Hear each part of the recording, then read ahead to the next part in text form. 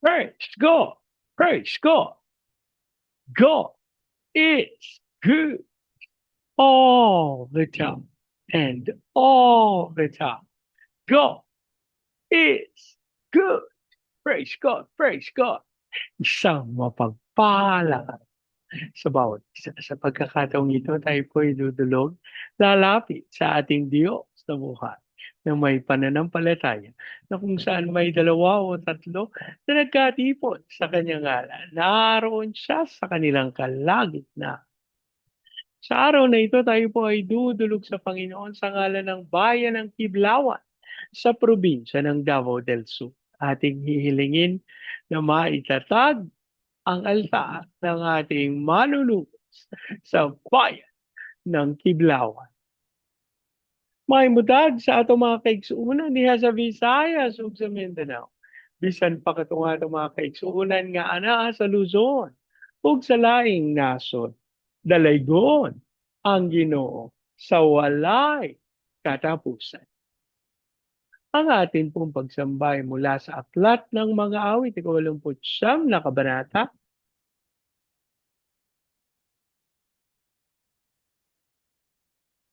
Ang talata po ay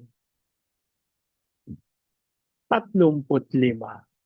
Sa aking kabanalan, ipinangako ko kay David ay hindi magsisi.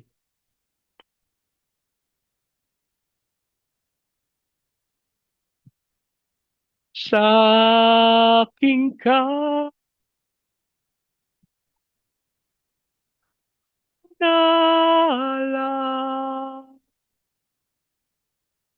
ipinangako ko kay David ay hindi magsisinungaling. Hindi magsisinungaling sa akin kabanalan. Ipinangako ko kay David ay hindi magsisinungaling, hindi magsisinungaling. Ama naming Diyos na makapangyarihan sa lahat, kami po'y nagpapasalamat sa pagkakataon na minsan pang makadulog at makalapit sa iyong banal na harapan. Ama, kami po'y nagpapakumbaba, humihingi ng tawad sa lahat naming pagkakasala, naming idinudulog sa iyo, Amang Diyos, na kami linisin, baguhin sa pamagitan ng banal na dugo ng aming manunubos. Habang amin din pong idinudulog sa iyo ang bayan ng Kiblawan sa probinsya ng Davao del Sur. Ang aming panalangin ng lahat ng altar at lahat ng kasunduan sa bayan ng Kiblawan nang hindi ayon sa pangalan ng aming manunubos ay mapawalang bisa sa pangalan ni Jesus. At ang aming hiling sa pangunguna ng iyong Santong Espiritu, maitatag ang altar ng aming Panginoong Hesukristo sa bayan ng Kiblawan. Maraming salamat po. Ang aming pag-asa at tinugon nyo. Tinanggap namin ang aming panalangin sa pangalan ng aming Panginoong Yesus. Amen. Amen. Amen. Amen. Amen. Amen. Amen. Praise God. Praise God. Ang ating pong pagbubulay ay mula sa aklat ng Exodo. Sa ikapitong kabanata, ang talata po ay 1 hanggang 7. Sinabi ni Yahweh kay Moises, gagawin kitang parang Diyos sa harapan ng Faraon at ang mga kapatid mong si Aaron ang magiging tagapagsalita, ang kapatid mong si Aaron ang magiging tagapagsalita mo. Lahat ng sasabihin ko sa iyo ay sasabihin mo kay Aaron. Siya naman ang magsasabi sa Faraon na payagan na kayong umalis ng Ehipto. Ngunit patitigasin ko ang puso ng Faraon at gumawa man ako ng maraming kababalagan sa Ehipto, ay hindi siya makikinig sa iyo. Kung magkagayon, ipadaram ako sa kanilang bigat ng aking kamay. Paparusahan ko ang buong Ehipto at ilalabas ko mula roon ang aking mga hukbo, ang aking bayan, ang mga Israelita. Makikilala ng mga Ehipsyo na ako si Yahweh kapag natikman nila ang bigat ng aking kamay at inilabas ko na sa Ehipto ang mga Israelita. At ginawa nila Moises at Aaron ang lahat ng iniutos ni Yahweh. 80 taon si Moises at 83 naman si Aaron nang makipag-usap sila sa Paraon. Ang Diyos po ang magpala ng kanyang buhay at makapangyarihang salita. Ang bahagi pong ito ng banal na kasulatan, matatagpuan natin ang kapangyarihan ng Diyos at ang katapatan sa pagsunod. Kapag atin po itong siniyasan, dinala tayo ng salita ng Diyos sa isang napakahalagang tagpo sa kasaysayan ng pananampalataya. Ang sandali kung kailan opisyal nang hinarap ni na Moises at Aaron ang pinakamakapangyarihan ng kanilang panahon, ang paraon ng Ehipto. Madalas kapag tinatawag tayo ng Diyos sa isang misyon o kapag may kinakaharap tayong malaking pagsubok sa buhay, inaasahan natin na magiging madali ang lahat dahil kasama natin ang Panginoon. Ngunit sa tekstong binasa natin ngayon, ipinapakita ng Diyos na ang kanyang tagumpay ay hindi palaging dumarating sa paraang madali o mabilis. Sa halip, ito ay dumarating sa pamamagitan ng kanyang dakilang kapangyarihan at sa ating tapat na pagsunod. Ipinagkaloob ng Panginoon ang kapangyarihan at kagamitan para sa kanyang pagkatawa. Sinabi ni Yahweh kay Moises, gagawin kitang parang Diyos sa harapan ng Paraon. At ang kapatid mong si Aaron ang magiging tagapagsalita. Si Moises ay may takot at urong sulong sa kanyang kakayahan. Ngunit binigyan siya ng Diyos ng banal na kapangyarihan. Hindi pinapabayaan ng Diyos na mag-isa ang sinumang kanyang isinusugo. Kaya katulad kay Moises, ipinagkaloob niya si Aaron upang maging katuwang at tagapagsalita. Kapatid, ano bang ipinapagawa ng Diyos sa iyo? Huwag mong kakaligtaan. Binibigyan kanya ng kakayahan, ng lakas, at mga tamang tao para matupad ito. Huwag mong tignan ang iyong kahinaan. Tignan mo ang lakas at kapangyarihan ng Diyos na tumawag sa iyo. Isang katotohanan na napakaraming tao sa ating kapanahunan ang nanghihinawa, nawawala ng loob, nai-stress, ang daming anxiety. Bakit? Kasi nakatingin sa kanyang mga kakulangan, sa sariling mga kulang ako ng ganito, hindi ako marunong ng ganyan, hindi ko alam yung ganito. Nakakaligtaan na ang tumawag sa kanya ay tunay na makapangyarihan. Ipinakita rin sa ating binubulay yung katigasan ng puso ng tao at yung higit na dakilang plano ng Diyos. Hayagang sinabi ng Diyos, ngunit patitigasin ko ang puso ng Paraon.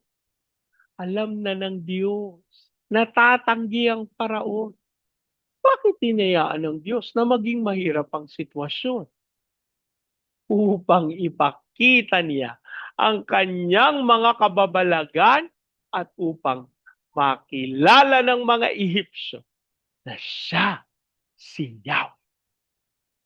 Ang layunin ng Diyos ay hindi lang iligtas ang Israel, kundi ipahayag ang kanyang sarili sa buong sanlibutan bilang tangi at tunay na Diyos. May mga pagkakataon sa buhay natin, lalong humihigpit yung problema, lalong tumitigas yung puso ng mga nakapaligid sa atin. Huwag tayong mawawala ng pag-asa sapagkat pinapayagan ng Diyos ang mga matitinding pagsubok upang doon natin mas makita ang kanyang dakilang himala at kapangyarihan. Wala pong pinipiling edad o limitasyon ang pagsunod. Sinabi sa banal na kasulatan na nung iniutos ito ni Yahweh, 80 taon si Moises, 83 si Aaron. Kung kailan ang karamihan ay nagpapahinga na sa edad na 80 at 83, itinuturing ng mahina ang katawan. Doon pa lamang nagsisimula ang pinakamalaking misyon ng kanilang buhay. Sila ay sumunod ng walang pag-aalinlangan. Hindi samantalang si Moises ay nakatingin doon sa kanyang mga kahinaan, Nakakaligtaan niya yung kanyang edad. Na baliwala ito. Bakit? Kasi sa pagtagal ng panahon, nakita niya ang kapangyarihan ng ating Panginoon. Huwag mo sabihing bata ka. Huwag mo sabihing matanda ka na. Marami kang kakulangan. Kaya hindi ka magagamit ng Panginoon. Mga kapatid, ang kailangan ng Diyos ay hindi mga perpektong nilalang, kundi isang pusong handang sumunod. Ang kwento ni Moises at Aaron ay nagpapaalala sa atin na ang Diyos ay may ganap na kontrol sa lahat ng bagay. Ang kamay ng Diyos ay hindi lamang para magparusa, kundi para magpalaya at magpatunay na siya ang Panginoon. Harapin natin ang Faraon, ang ating mga takot, ang ating mga problema, yung tila mga imposibleng sitwasyon ng may pananampalataya. Sumunod tayo sa bawat utos ng Diyos. Kahit hindi natin lubos na nauunawaan ang takbo ng mga pangyayari. Basta ang mahalaga, naniniwala tayo sa kakayahan ng ating Diyos. At lagi nating tatandaan, kapag Diyos ang nag-utos, Diyos ang magkakaloob ng kapamaraanan upang atin ito maganap at mapagtagumpayan. Manalangin. Ama naming Diyos na makapangyarihan sa lahat, kami po'y nagpapasalamat sa pagkakataon ng iyong pagkakaloob ng kaunawaan patungkol sa mga bagay na aming kinakailangang ganapin ang pagsunod sa iyo. Lord, kami nagpapakumbaba samantalang may mga pagkakataon na tunay kami po sumusuko sa bigat ng mga pagsubok, ng mga problema, sa mga sobrang higpit na karanasan. Panginoon, patawarin mo pa sa mga pagkakataong kami bumibitaw.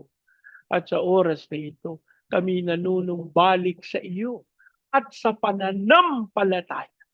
At nais naming hilingin, Ama, kami po'y kalooban mo ng ganap na kaunawaan at kabatiran sa iyong kalooban. Sa ganitong paraan, kami po ay hindi matatakot at mag-aalala, kundi kami papanatag at maghahawakan sa iyong kapangyarihan.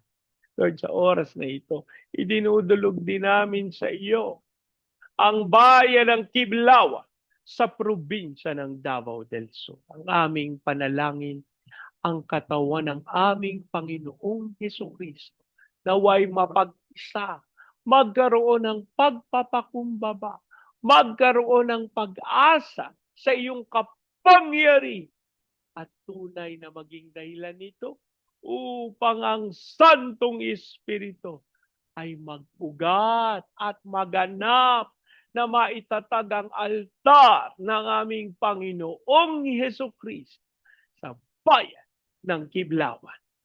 At kami po'y nananalig, dadaloy ang iyong Espiritu at kapangyarihan sa altar na ito. Dadaloy ang iyong kalwalhatian. We declare a fire of revival sa bayan ng Kiblawan. Kayaan mong maranasan ito ng Baguio City, Cagayan de Oro, Legazpi, Lipa, Manila, Pampanga, Pateros. Ilusan mo po ng may kapangyarihan amang Diyos ang lahat ng magaganap, lalo na ang pagkunlad na dadaloy sa buong Luzon, Visayas at Mindanao. Ipahintulot mo na matupad namin yung tawag mo sa amin to be the launching pad of the gospel, a missionary sending country, the America of Asia in the height of its glory. Panginoon, tinatanggap namin ang pagkatawag mo sa amin as a Prince Nation. At kami po, amang Diyos ay gaganap, hahayop upang mas matupad ang kalooban. We also pray sa mga training agencies, katulad po ng Main Life Fund, Asian Center for Missions, Elijah House, Philippines, Church Renewal, Asia Pacific, International Institutes. Ikaw pong magkaloob ng kakayahan sa mga ministeryong ito upang magtagumpay sa pagganap ng kalooban mo. As we also pray, Panginoon, sa mga misyonero at sa mga OFWs na tinawag mo bilang overseas Filipino witnesses. Panginoon, ikaw ang magkaloob ng kakayahan sa kanila at ng katapangan na maipahayag ang iyong salita sa mga bansa na iyong pinaglagakan sa kanila. As we also declare your blessings sa mga tagapanguna namin kay President Marcos, Vice President Duterte, sa Senado, Kongreso, Judiciary, Military, Police, Local Government. We declare the fear of the Lord na maghari sa mga tagapanguna namin at tunay, Lord God, ikaw ang mag-expose ng kasinungalingan ng kaaway at tunay na mapangyari ang husga na nagmumula sa iyo. Lord, you also pray sa mga bansa ng Vietnam, Cambodia, Myanmar, Laos, Thailand, Malaysia, Singapore, Indonesia, Brunei. Ilusan mo mga bayang ito ng may kapangyarihan. Ipadala ang iyong Santong Espiritu as a fire for revival. Kaya din po, Panginoon, sa Hong Kong, Macau, Taiwan. Ilusan mo mga bayang ito. Padaluyin ang iyong Santong Espiritu. Ganyan din po sa Japan, China, North Korea, South Korea, Brazil, Russia, America. We declare fire, fire, fire, fire, fire, fire, fire.